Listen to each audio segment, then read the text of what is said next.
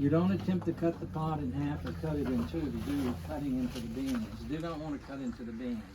So when you cut a cocoa pod, you take your cutting implement, in this case a little meat cleaver. As you strike the pod, you're turning it. And as you rotate, as you're striking it, you're penetrating to the wall of the pod without cutting into the beans. And you make sure your fingers are not right. And then when you breach the pod, it reveals the cocoa beans. Now these cocoa beans have no semblance of a taste or smell of chocolate whatsoever. They're very citric, very sweet, very clean to the sense of taste as well as smell. Now notice a thick-walled pod. 90% of the weight is in the pod itself. Some of the wall structures can be as much as a ½ inch thick. But the pod was designed that way for a reason, in order to entomb the beans in an airtight container, so that none of the atmospheric conditions could penetrate through that thick wall of the pod, adversely affecting the condition of the cocoa beans before they were officially opened. Mother Nature decided to put a white, slimy coating on every bean. It's a sugar yeast mucilage coating known as PUMA, P-U-M-A. Mother Nature put that white, slimy coating on every bean for a reason. And she knew as man evolved through the years, they would eventually figure it out. And they did. The beans are now exposed to the environment. In the environment is the oxygen. The oxygen in the environment becomes the catalyst that precipitates the yeast in the coating to start converting sugar to alcohol to CO2. That's your basic fermentation chemical reaction. The subtle byproduct of the chemical reaction is heat. So as these beans are now exposed to the environment as well as the oxygen in the environment, they will eventually start to ferment. As they start to ferment, each one of these beans have been given the ability to be able to take the byproduct of heat from the chemical reaction that's occurring and direct that heat to the surface of the bean, creating a surface heat known as ectothermal energy. Mother Nature gave these beans the ability, once they're exposed to the environment, they can generate their own surface heat and heat themselves up for one reason: to take that white, slimy coating off. Now, once the white, slimy coating is off, it reveals a rusty colored shell, which you're going to test by all the beans in the environment as you walk by. Immediately under the shell is the pure meat of the chocolate, known as the chocolate nib. NIB, this is the pure meat of the chocolate that actually goes into your bods when you eat chocolate. This is what chocolate's made of. It's known as the chocolate nib. Now in the nib, there are polyphenols, antioxidants, phenolic acid, flavonoids that are very beneficial for human consumption. So you should eat a little bit of dark chocolate every day of your life.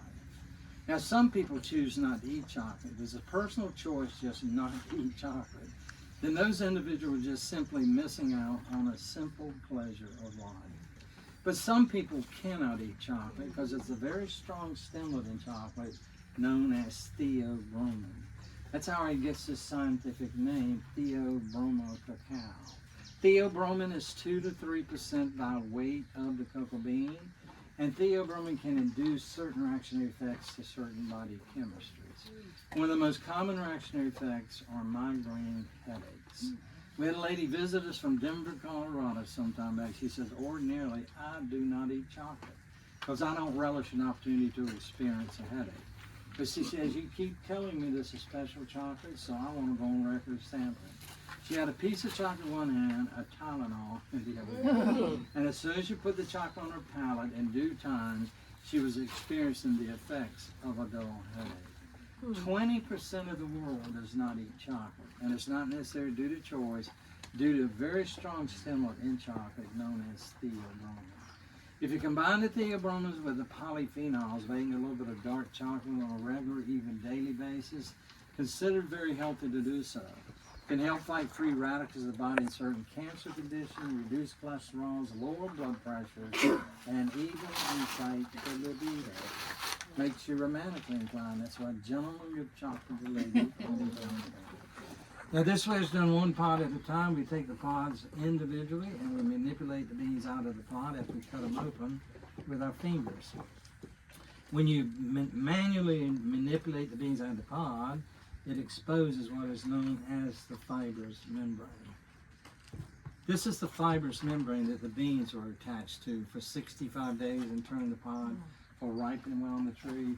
This is all done in texture, very citric and sweet.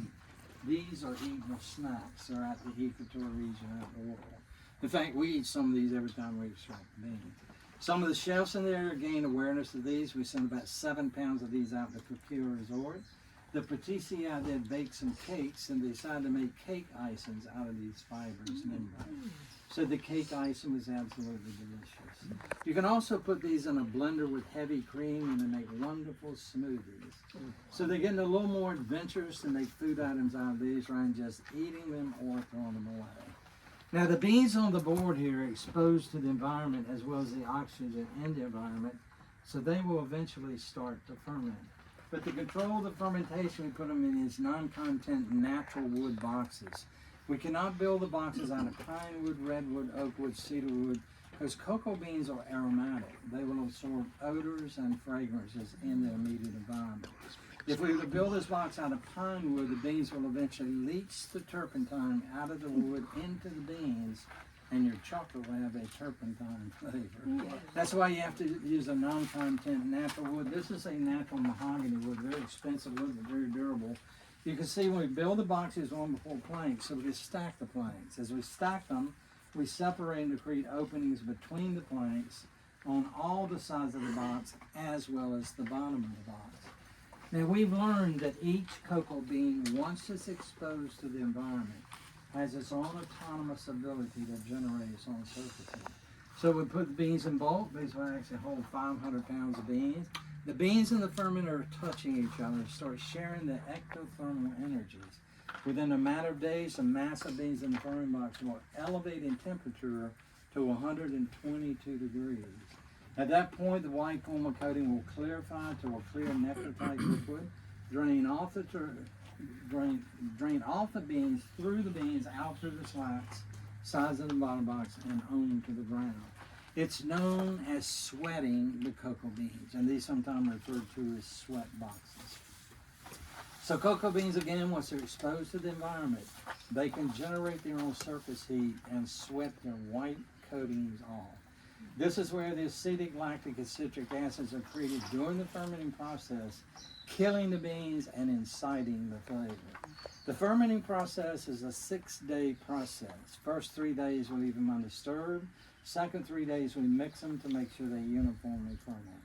When the beans are fully fermented, ready to come out of the ferment and be introduced to the sun, they stink. They smell like dirty sauce. And people say, I can't believe chocolate stinks like this. But this is a bacteria aerating process going. This is a form of putrefaction. So the beans have no choice but to inherit an odor.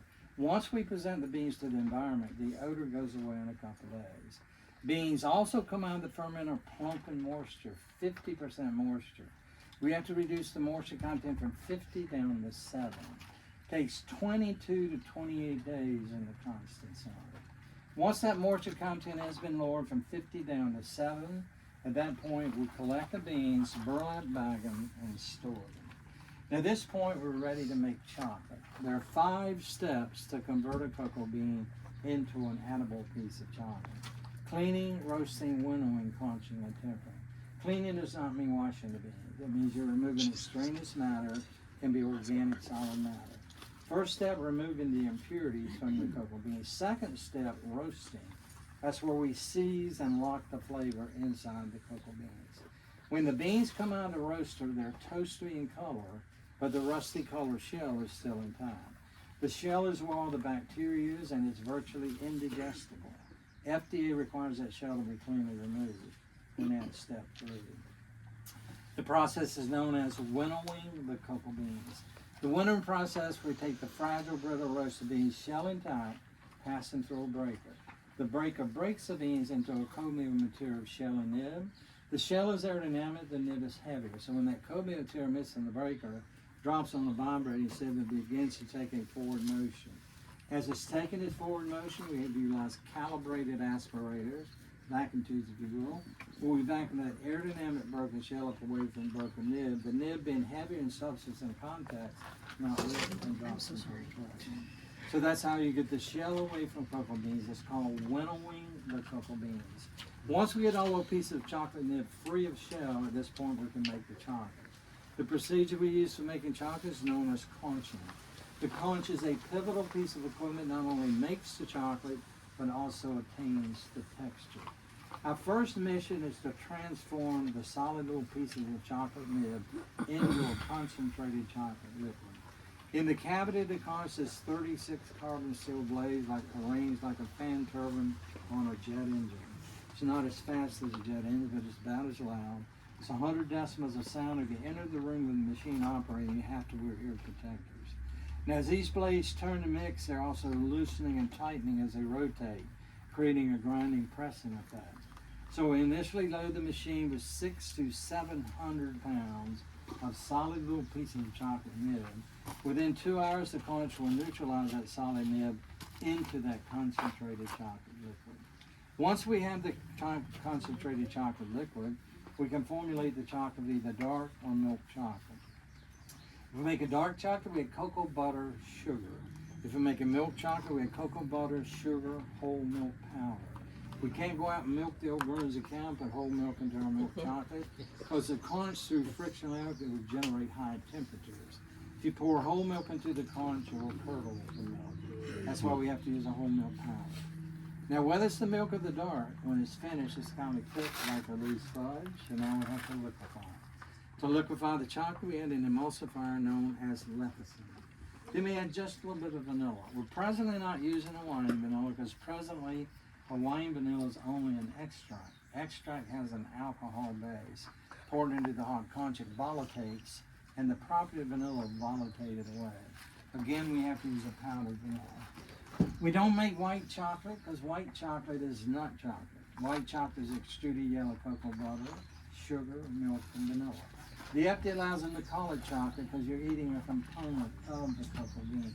But you're not eating the nib of the chocolate, you're eating a yellow butter that's been squeezed out of the cocoa bean. Cocoa butter, cocoa powder comes from specialized facilities. They're known as expelled facilities. No such facilities of that sort in the state of Hawaii, so we really can't make too much Hawaiian white chocolate, even if we want. With this all said and done, we're now at the final step 5 of doing chocolate. Final step of doing chocolate is known as tempering.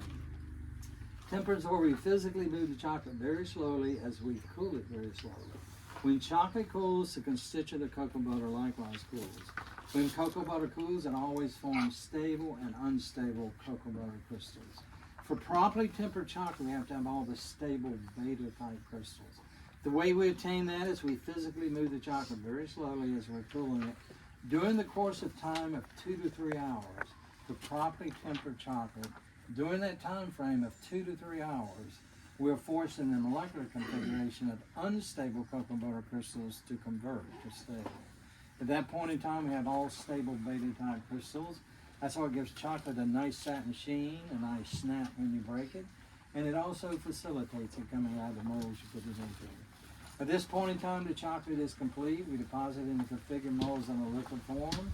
Then we transport it to a cold room. Within 2 hours, the chocolate will solidify into solid pieces of chocolate. At that point in time, the girls can demold the chocolate, package it, and ship it.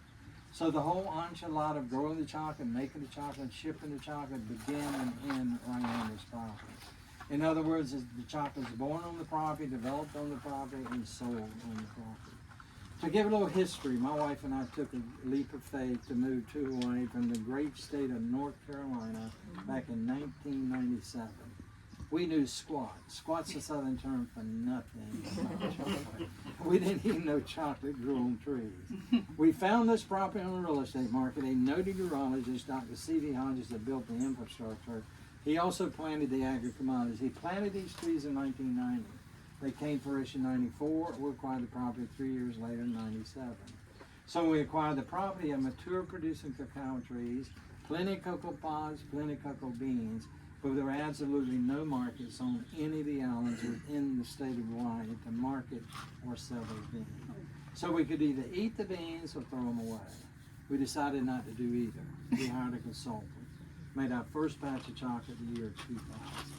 So here we are 23 years out, on our 24th year making chocolate, and we didn't know what in the world we were doing. Nice thing about owning your own company, some of you may own your own company. This is the first time my wife had owned her own company. We've discovered if you own your own company, you can choose the 80 hours a week you want to work. We're also considered pioneers of Hawaiian chocolate. You know what about pioneering?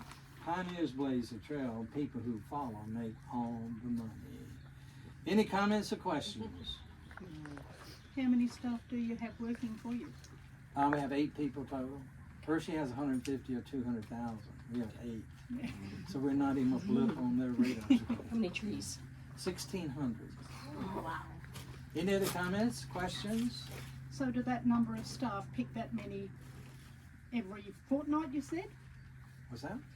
That number of staff pick that, Every 2 weeks, yeah. and that 8 staff can pick that many cacao beans every fortnight? Every 2 weeks. Every 2 weeks. Yeah. Okay. Any other comments or questions? That's the 80 hours a week. If you travel with your chocolate aside from the fudge sauce, now if you want to get some of the Spoonalicious fudge sauce, put that in your luggage. Because if you carry it into the terminal, TS agents freak out over contents in jars and bottles, so they're going to take it away from you. If you like to get any other chocolate, do not put that in your luggage. Because if you put that in your luggage, they're going to put your luggage in aluminum cargo containers, stick it out on the tarmac. If it's hot, your chocolate's going to melt. The other thing to consider is chocolate has the same density and consistency as C4 explosives. They have security scanners that scan your luggage for security purposes. Scanner's going to pick up the chocolate objects in your luggage. They're going to open your luggage, and they're going to eat the chocolate. So if you want to get that chocolate home for your benefit, carry it on with you aside from the fudge sauce. Been my pleasure to meet you guys and share what we do here today. We take great delight in sharing our knowledge and experience with the good people who visit. So thank you for taking time to come see us today. Thank you.